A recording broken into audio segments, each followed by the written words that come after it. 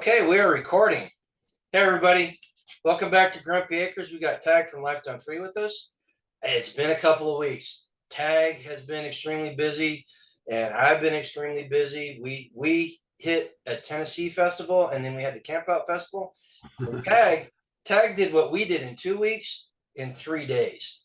Yeah. So he's been extremely busy the past 3 or 4 days. So if anybody out there is watching this from his channel, man, the dude's putting in some awesome hours. He's doing yeoman's work to keep you guys informed and keep you guys entertained.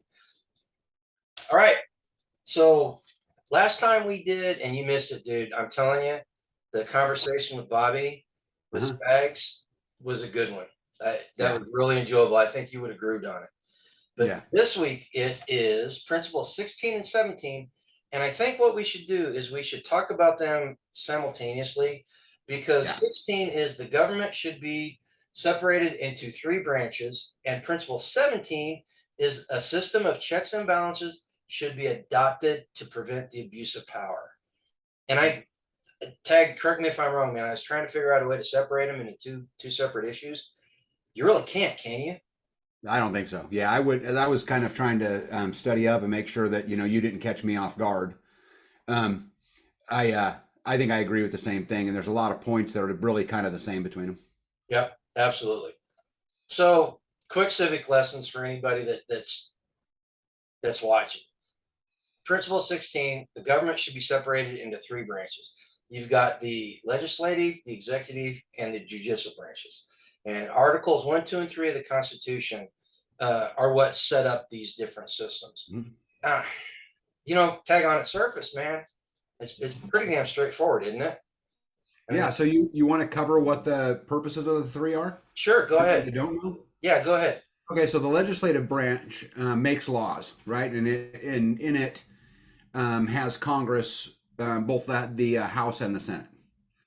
The executive branch carries out the laws, and this includes like the president, the vice president, the cabinet, and a lot of like your federal agencies.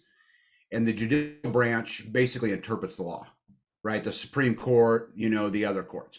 Right. So if anybody don't know, those are the 3 branches of government. Right. And the whole reason the separation is done is to create those checks and balances that Principle 17 talks about, right? Yeah. And we were talking beforehand. I mean, what's your thought on that separation, the separation of power?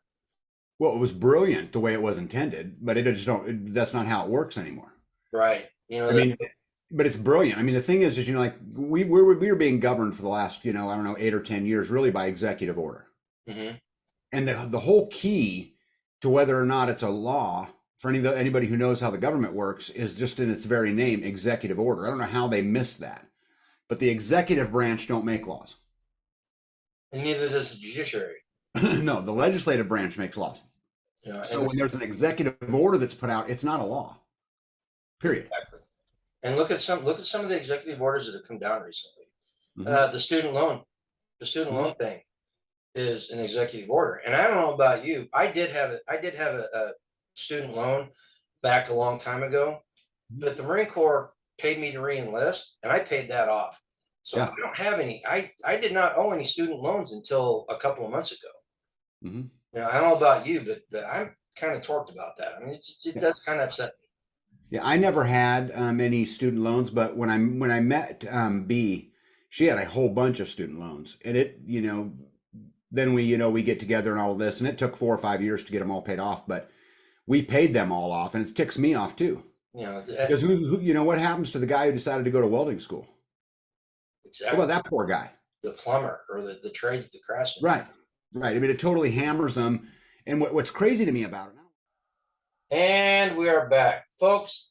That break in the recording, that was my fault. You would think that the IT guy would be better at managing his resources, but apparently not tonight.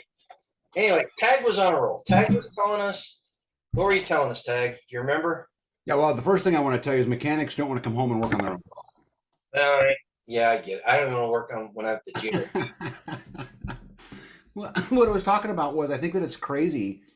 And again, I don't want to derail the conversation, but I think that it's crazy that, like with the student loan things, they're picking winners and losers. And the winners that they're picking aren't the ones that, I don't want to say they don't contribute, because they certainly contribute and they contribute in many ways, but they're not the ones that build the bridges, the roads, the machinery, the machine that keeps everything going. And I just think it's an absolute travesty. Yeah, and there, unfortunately, in the short term, there's really, I honestly don't see any way around it in the short term. I mean, No. we just have to learn to deal with it for the time being. I mean, Yeah. there's ways that we can deal with it in the long term, and we'll talk about that later. And it goes back to this whole situation with the separation of powers. They're not being done. I mean, it almost seems like every single branch of the government, the federal government, and some state governments too, they're abdicating their power, and they're letting somebody else do it. The legislature has turned over vast amounts of power to an unelected bureaucracy that they allow to make. They're literally making laws. The rules and regulations, they call them that so that they can get around the people fighting back, but they are laws for all intents and purposes. The judiciary, we've got judiciary that thinks that they can legislate from the bench. In fact, I've got a friend who is friends with a federal judge in the Midwest, and he was telling me a story one time where they were sitting at dinner, and this judge looked at him and said, "It's really nice being able to make laws from the bench." So it's not like it's happening accidentally. These people are doing it on purpose. They are what's the word I'm looking for? They are advocating for certain laws to happen, and they don't have the right to do it. But who fights that? The executive branch and the legislative branch. And you mentioned the EOs. That's a huge abuse of powers. I can't even say the word tonight. That's a huge abuse of powers. And the only people that can keep that in check legally right now is the legislature and the judiciary. Well, I think that was one of the beauties of the way they formed it, is they thought that if you created these three branches that worked together but separately from it, that one would keep the other honest. But the problem is the Republicrats, and I word that 100% on purpose, because I think the Democrats are just as bad as the Republicans, and the Republicans are just as bad as the Democrats. They've just come together and said, to hell with the Constitution, to hell with what's going on.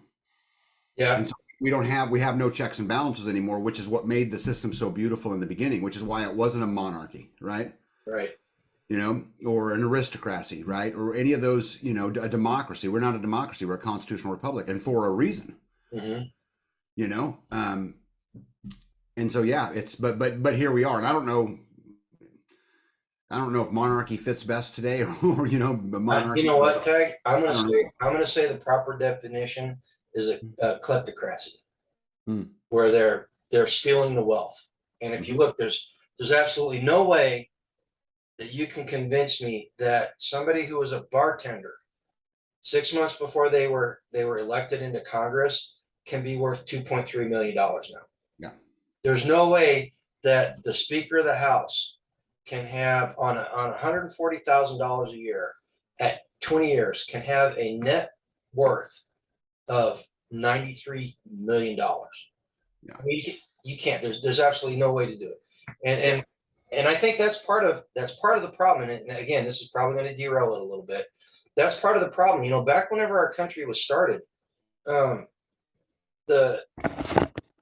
was not lucrative to be a public official. And these guys wanted to go do their business in Washington and then come home and run their businesses, make money at home. They were not making any money in Washington, D.C. And it's not. There were not career politicians, and it wasn't until the rise of the career politician that we saw the separation of the powers and the abuses of power and the different branches not fulfilling their duties, that it really became an issue. So again, in your opinion, what can we do? We're blackpilling people left and right here, and it's really hard not to. You cannot discuss this without blackpilling people. But how do you white pill them? What's the solution? Yeah, well, the problem is the solution's hard.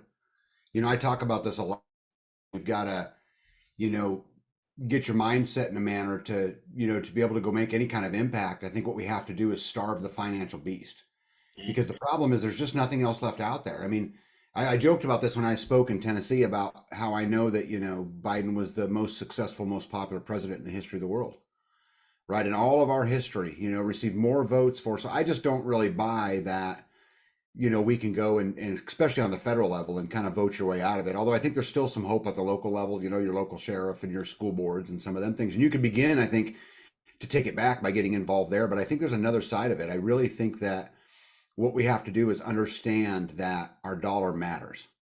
And I can give you a million examples of this, Bud, but just I'll do one real quick because I don't want to derail this conversation, but I want to do one real quick. So if you go and buy, like a typical American does, say go get a pizza, and you go to Pizza Hut and you go and you give them your card and you pay for it and off you go and you go home. Well, what you've done is you funded both big corporation, right, by going to Pizza Hut. You've also funded the big banks and the credit card companies because you gave them your 3% fee from your credit card.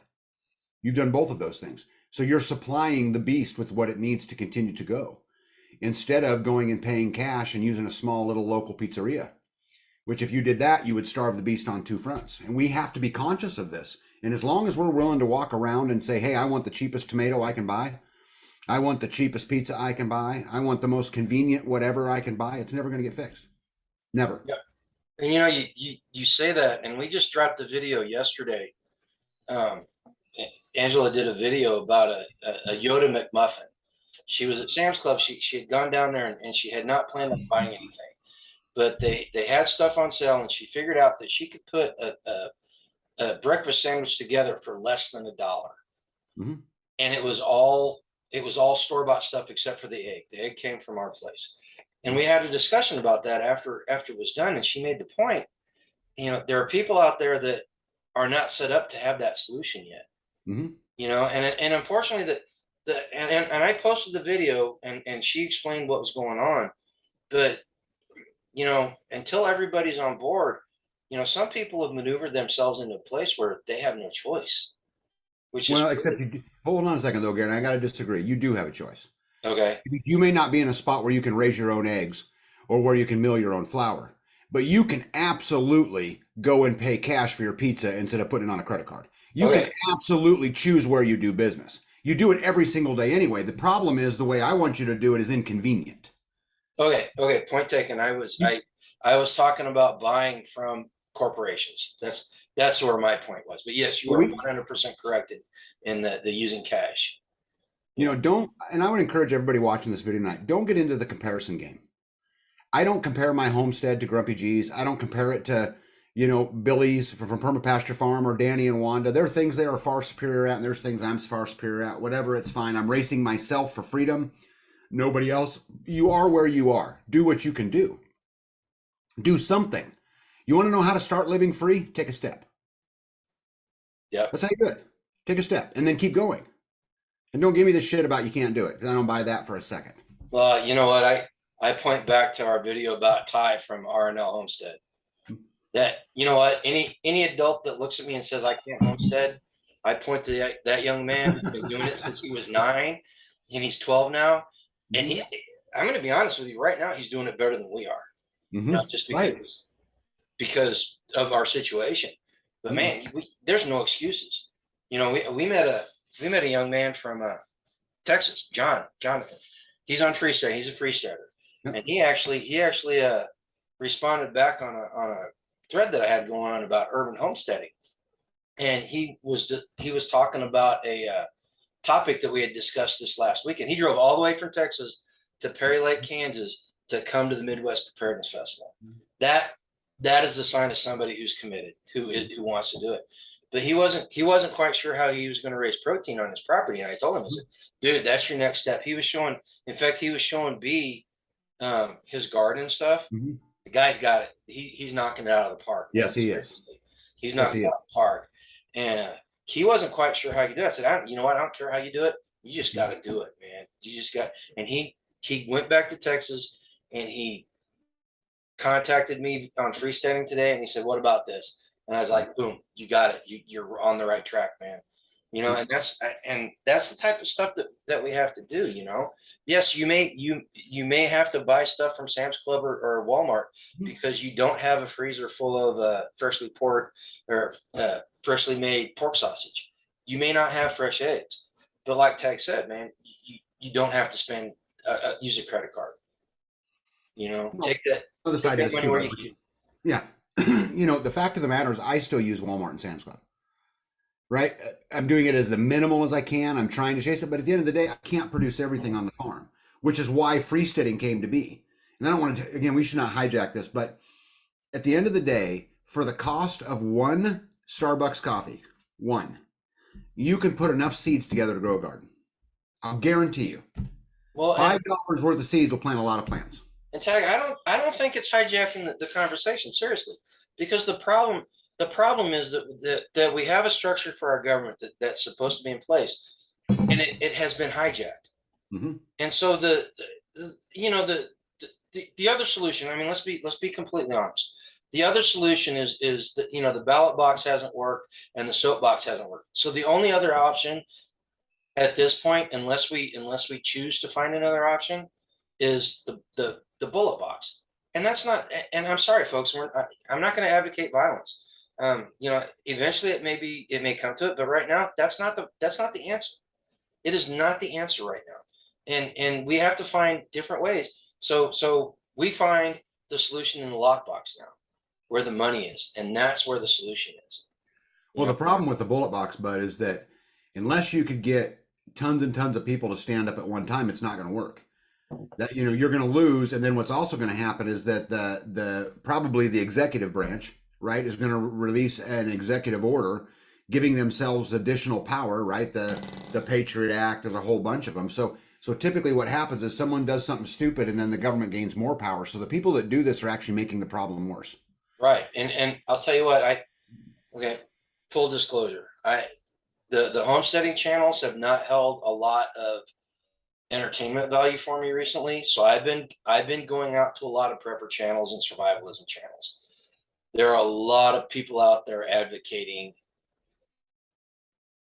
stuff that we don't advocate. Yeah, it And won't work.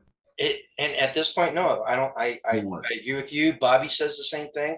And anybody that's thinking about the solution does not come to that.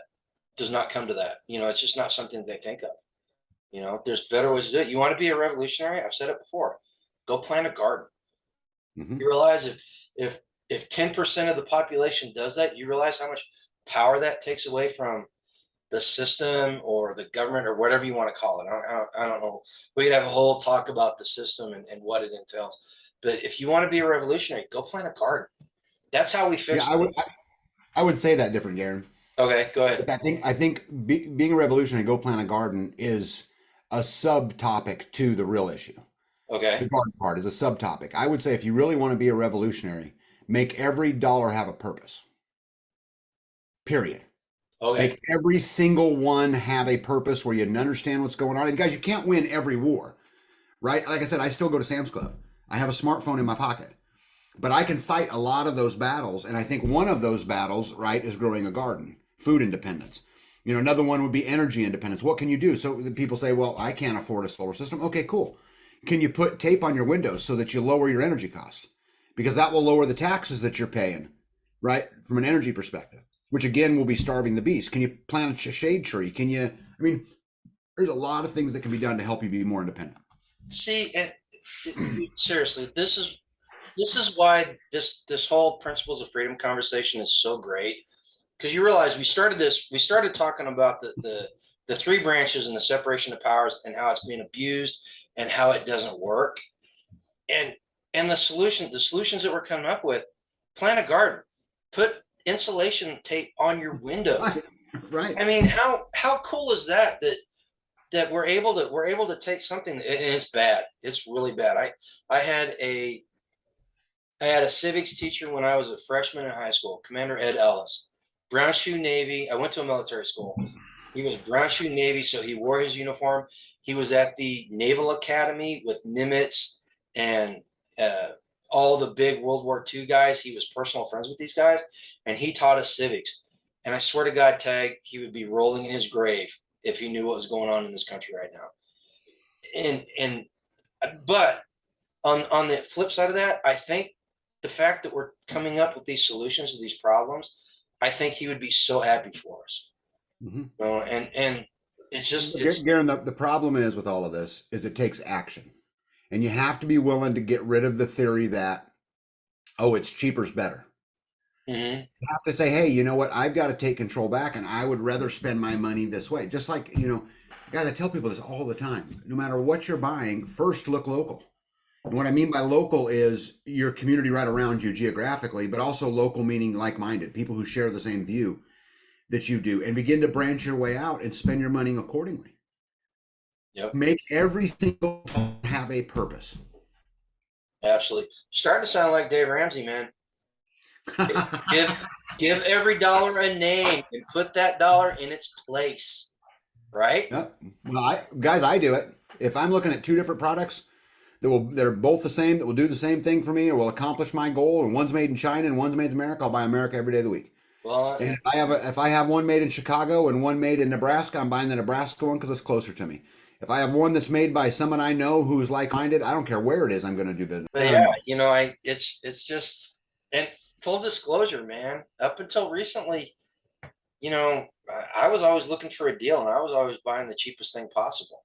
You know, I'll tell you what got me really thinking about this.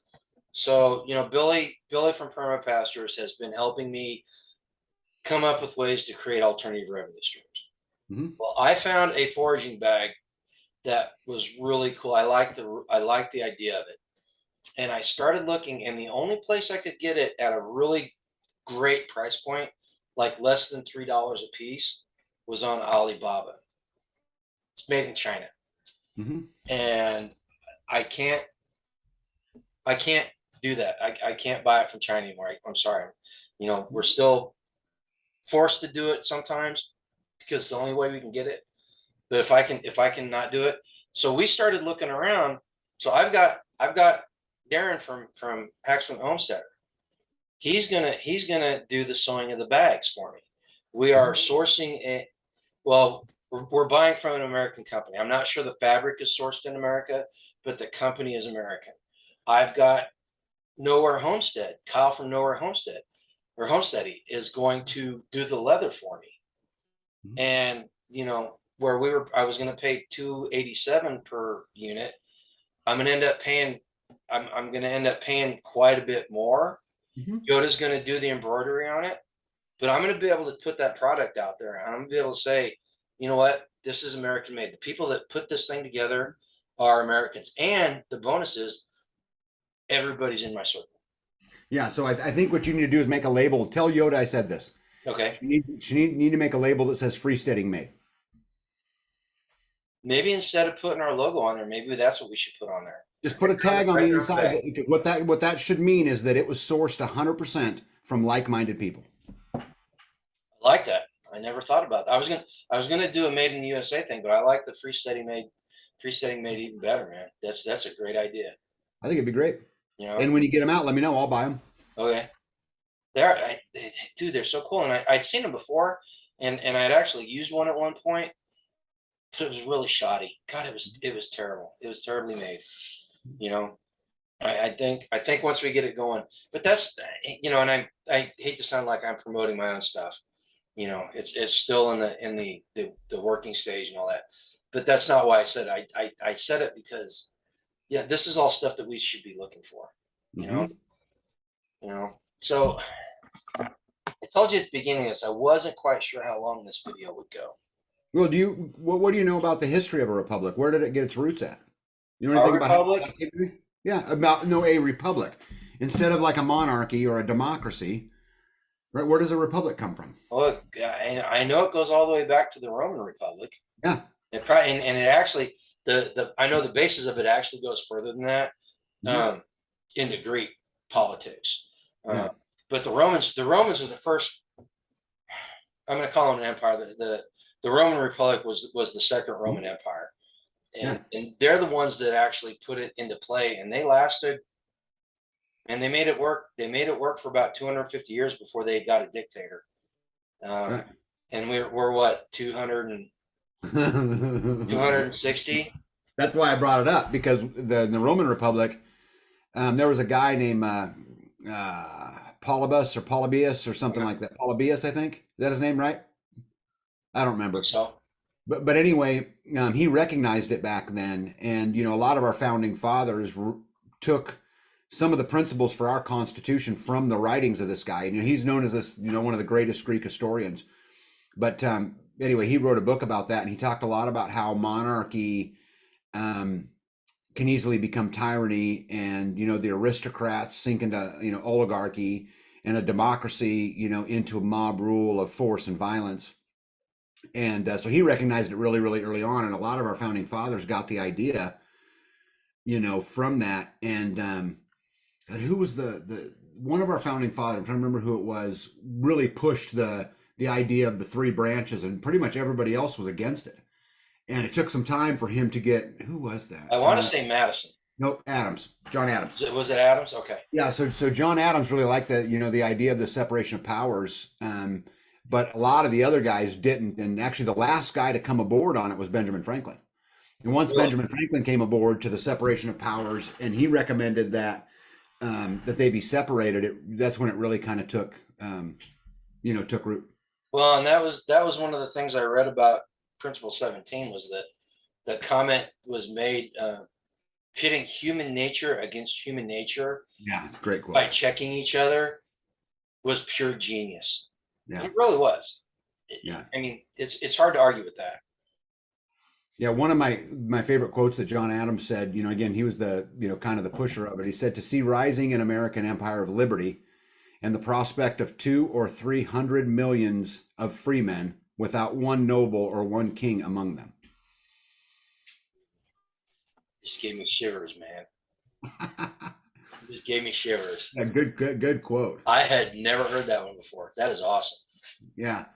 Another thing I think, G, you should talk about it, you should tell everybody is, that each one of these places have a checks and balance in them. And how do they check and balance each other? Or how are they supposed to? Nowhere, since we're talking about cotton candy and rainbows and, pixie dust, because none of this shit happens. But there is a way that they're kind of designed, to kind of check themselves. Well, and I think the key one, and it's something that you preach constantly, is the legislature is supposed to hold the purse strings. Mm-hmm. And the executive branch cannot do anything unless it's funded. Mm-hmm. And the judiciary holds the power in the fact that they can say, hey, this isn't constitutional. Mm-hmm. Unfortunately, that only works whenever the executive and the legislature branch. In fact, it was Andrew Jackson. Andrew Jackson made a comment about a Supreme Court ruling, and he said, they have made the ruling, let them come enforce it. Mm-hmm. So even if we got a judiciary that's 100% on board, if the executive branch, and this goes back, any of these principles that we talk about goes back to, what was it, 6 or 7, where they were talking about we have to elect moral and ethical leaders. That's the problem. Well, and that's what our founders thought. They thought that by having the 3 separate branches, there'd be enough moral people around that 2 branches could hold the third accountable, or one could hold the other 2 accountable. The problem is we've got so many people that are corrupt and full of greed and envy and lust and pride and all of these things that it just doesn't work like that anymore. But I think it's great that the way they designed it is, the House of Representatives can't make laws without the Senate. Right. And the Senate can't make laws without the House. And the president can restrain both of them by using his veto, right? But then Congress can overdo the veto by a 2/3 vote. And then the legislators you were talking about, they have that further check on the president in the power of discrimination and appropriating funds, as you mentioned, right? I mean, there's just this beautiful circle. If they would just do it, there'd be no need to change it. But again, we're talking about pixie dust, so. Well, it's so frustrating. It really is frustrating, man.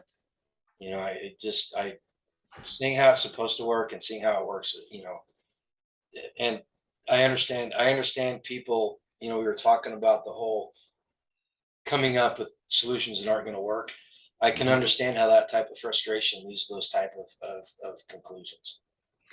You know, that's actually interesting you say that. You know, I've had a lot of people, I got a lot of heat because I said in a comment in one of my videos that money can be the root of good.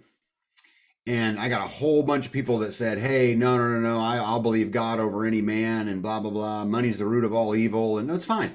And and I think I agree with what they were saying, just from the perspective of that, the love of money, right, can be Yeah. the root of all evil. Like that makes perfect sense to me. But I don't understand why people have an emotional attachment to money. Like I have no emotional attachment. It's a something that I use to trade my energy for somebody else's energy. And I always think to myself, was my energy worth more than the energy it took that person to create that thing that I want? You know, and I think if we separate our lives, separate our emotions from our money, it helps us make better decisions on our money. Absolutely, and that's something that you've taught me over the years with the whole bartering and trading thing. You know, Mm-hmm. the monetary value doesn't matter as long as both sides feel they got a good deal. That's all that matters. Mm-hmm. You know, but I'm gonna take exception to what people are saying to you. Anybody that tells you that it's that money is the root of all evil, you said it properly. It's the love of money, and Mm-hmm.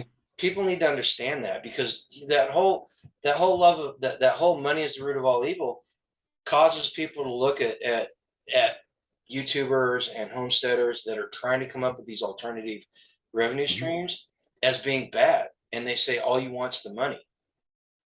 And that's not the case. It's not that it's not that we want the money. It's we want something alternative to happen, and the only way we can make that happen is through having this money. And we're not loving the money. We're loving the freedom that it gives us. You know, and Yeah. so I'm through. I had a guy when we were at Self Reliance last spring. Darren and I were staying at the hotel, and there was a trucker standing. He was a couple rooms down, and he was out there in the morning. I got back from a morning walk, and we started talking, and I started talking about the YouTube channel and how we were trying to generate these alternative revenue streams. And he looked at me and said, well, all you're in it for is the money. And I got defensive. I was like, no, no, no, no. And then I stopped and I thought about it. And I said, well, hold on a second. Yes, I do want to get monetized. And what's wrong with that? What is wrong with me wanting to create an alternative revenue stream? As long as I'm doing it ethically and morally, and I'm not bilking people out of their money, what is wrong with that? Seriously. And that's what's wrong with our culture. And it goes back. We said that I mentioned that we need to elect moral and ethical people, but more importantly, we need a moral and ethical populace Yeah. that Good luck with that that. can look at that and not have the love for money in their heart, and want the freedom that it gives us. I'm sorry, I'm kind of getting up on a Well, soapbox. Angie, I got a question for you. What if I told you I knew a way that you could get the system that enslaves us to pay you to spread freedom? Would you be interested? You know what? I talked about this in our live stream. And you can thank John Willis, who you had a chance to sit down with and talk to about this. You know what? If I can use the system and I can take 2 or 3% out of the system's pocket and put it into my pocket, then I am all for it. Not only that, that's only half the equation. Okay. Not only are you taking 2 or 3% out of the system to put into your pocket, but you're also spreading the message of freedom. You're Well, helping others do the exact same thing. And that 3% plus 3% per 3%, there's 9%. Then yep. there's 12%, then there's 15% and 18%, and 21 and 24 and 28, right? And so you're accomplishing a whole lot of things by being able to do it this way. The other thing is people say, I get the same questions all the time. I'm not in it for the money at all, but here's the thing is if I can find alternative ways to live freer, that's my job. Yeah. And let me tell you guys something else about the whole YouTube thing. There's not a great deal amount of money in it. Now, maybe someday as the channel gets bigger and bigger and bigger, but I mean, if you took all the money I've ever made off YouTube and put it in one sack, it does not buy the equipment I used to film. Yeah. So It does open up doors. it opens up doors. It allows you to spread your message. Exactly. It allows you to make deals in other places. It allows you to meet other homesteads that you get to network with. It does those kinds of things really, really well. But don't apologize for it. I would be completely unapologetic. I'm not. In fact, Angela's got one of Spags's unapologetically capitalist T-shirts. Yeah. you know, and you know what, that's what's great about this is, you know, the conversation, like I said before, it started on the three branches of the government and the separation of powers, and it's really a cut and dried subject. I mean, there's no the Constitution says what it says, and it should be set up like that. It doesn't run like that, and so the conversation naturally turns to how do we deal with it. Hmm. You know? And I think so far in the conversation tonight, I think we've done a pretty darn good job of discussing what we need to do as individuals. You know, and that's where it starts. It starts as individuals. You know, Hmm. and then we build our circles, and I'm I think our circle is pretty much pointed in the same direction, and everybody's trying to move in the same direction. Hmm. If we get other circles to start moving in the same direction, you know, it like you said, the 3% plus 3% plus 3%, it adds up just like our momentum that our circles create in our localities. It builds up and eventually it becomes something that cannot be ignored and Hmm. cannot be, well, how do I put it? It can be fought against. Let's just put it that way. All right. It can be fought against, but there's no guarantee that they'll win. All right. You know, but it's such a great, and that's one of the beautiful things about our country. As screwed up as it is, we still have this opportunity. You know, I think you I think you should have named this series the 28 Principles of What We Should Be Doing. That's the hardest thing I have about doing these videos with you. I mean, I love doing them, and you know, you're my bud, and so we get to hang out and chit chat, and I get to poke fun at you. But at the end of the day, none of them are being followed. We haven't covered a single one yet. What are we on, 17, 18? We haven't covered a single one yet that's being followed. Not one. no, this is true. I mean, so Well, it should be pixie dust and fairy dust and the 28 principles of what liberty's supposed to look like. well, isn't that the purpose of this though, to inform people and show people what we should be doing and giving them solutions on how to obtain those solutions. Yes, except the problem is the solution to in this particular case would be the ballot box, which doesn't work anymore. Well,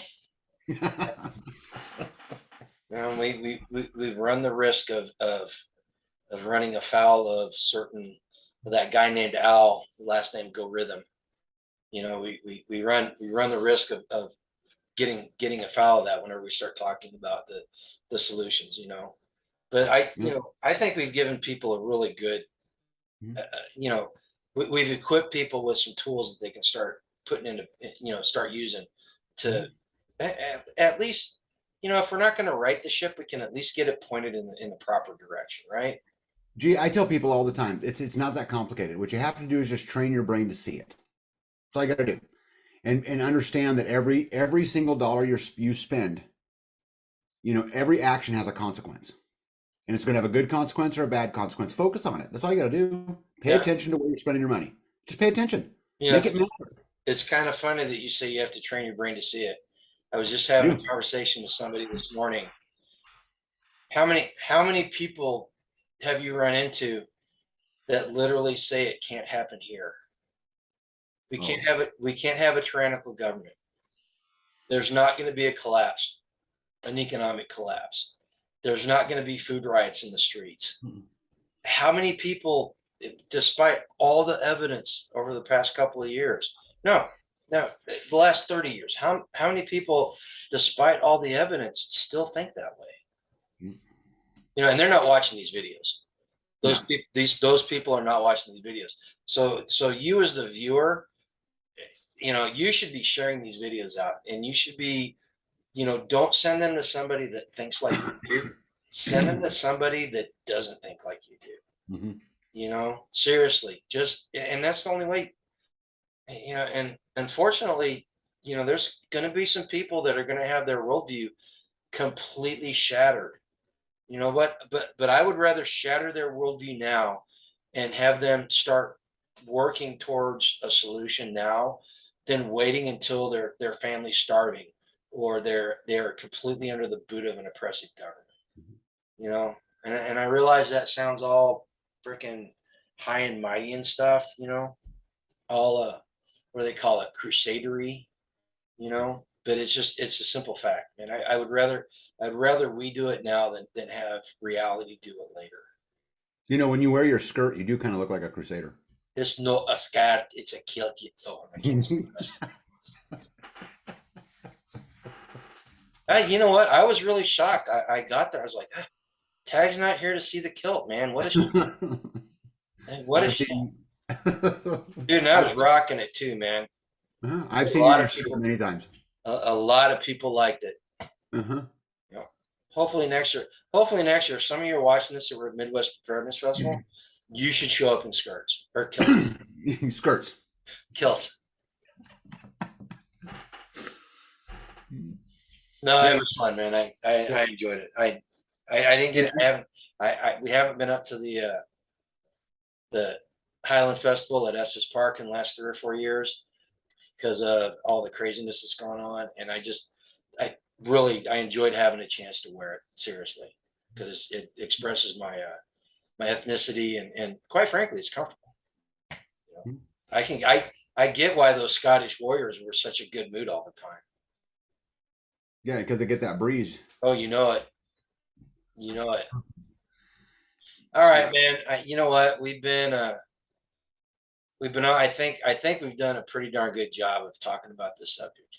You know, and we've given people some. You know what? If they don't see the solutions, they're at least going to think about it now. At least I'd like to think they will.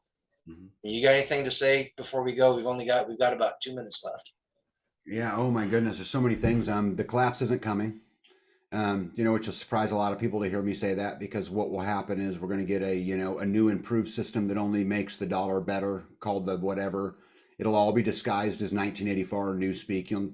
They're just going to go down. So the best thing you can do is go get free and go live on your own terms. But it's hard. You got to be responsible and accountable to everything you do. If something doesn't work out, it's your fault. If it works out, it's also your fault. Hold the line. Don't give an inch. That's all I got to say. Right. You know what? And I tell people this all the time. Every time you point a finger at somebody, you got 3 of them pointing back at you. So the solution to all our problems resides in us. You know, and it's just a matter. Unless you knife hand. If you knife hand somebody like in the military, you got 4 fingers pointing at them, and you got nothing pointing back at you. So I think you're okay if you do that. Anyway. Yep. And I'll see everybody. And you're going to. I guess I'll see everybody on my live in a few minutes. Oh yeah, man, get on there and. No, yeah, it's ready. Yeah, this whole time travel thing just boggles my mind. Dude, it's weird, man. It's hard, man. Yes, go over to Tag's Life Done Free. Go to their YouTube channel and bombard him with questions. Make sure you weaponize these cinnamon rolls because I was over there the other day and there's still a big hole in the ground. There is no Walpini. All right, we're literally going to run out of time here. Tag, it was great seeing you again. It was a great conversation. You guys go out and live a life done free. Amen.